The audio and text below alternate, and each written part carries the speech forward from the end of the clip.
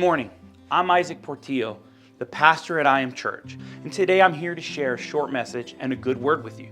Today I want to talk about evangelism. Let's be real, when we hear the word evangelism, many of us get nervous, anxious, and uncomfortable, in part because we have some real misperceptions on what it looks like.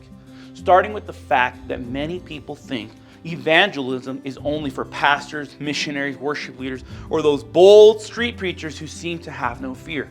But here's the truth. Evangelism isn't just for the super spiritual or those who work for a church. It's for anyone who says, I follow after Christ. If you're a follower of Jesus, a Christian, sharing the gospel isn't optional. It's a part of who we are called to be. Matthew chapter 28 verses 19 through 20 makes this very clear for us as Jesus commands us to go and make disciples of all nations.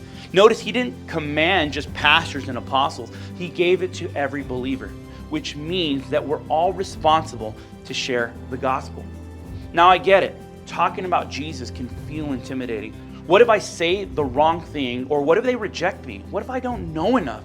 Because these are real feelings that we feel. But the good news, it's not about your qualification. And what do I mean by this? You don't have to be a Bible scholar to have all the answers, because the power isn't about you or the words you choose.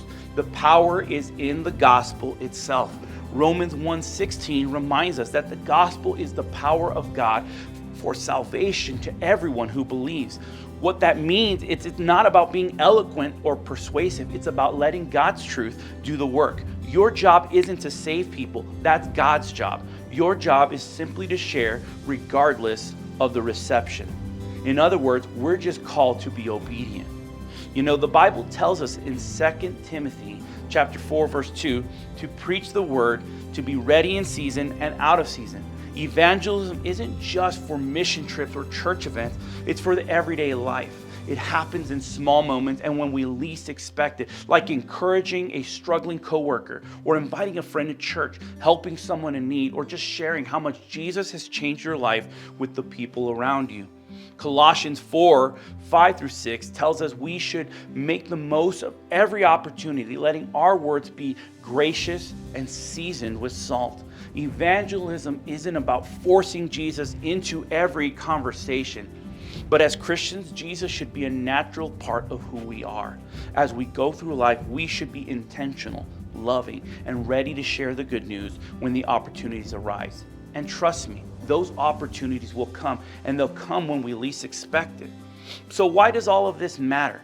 Well, it matters because God's heart is for people. Luke 19:10 tells us that Jesus came to seek and save the lost. That's his mission. And as his followers, it should be our mission too. We should be more passionate about sharing the gospel and seeing lives transformed by Jesus than we are about our favorite team making it to the Super Bowl. Good luck being a Cowboy fan, right? But anyways, evangelism isn't just an option. It's a core part of discipleship. Without it, we're missing a crucial piece of what it means to truly follow Christ. Now, I know some people will say this, and I get it. They'll say, I'll just let my life be the gospel. People will see that I'm different. And while yes, our actions matter, and we should live a different life, Jesus didn't just live a godly life. He spoke truth, and as Christians, we are called to follow in his footsteps. Think about it. Even in Jesus' final words before leaving earth in Acts, he tells them that we would be his witnesses to the ends of the earth. That calling didn't expire just because we're no longer living in biblical days. There's still an urgency to this message. People need Jesus. So here's my challenge for you.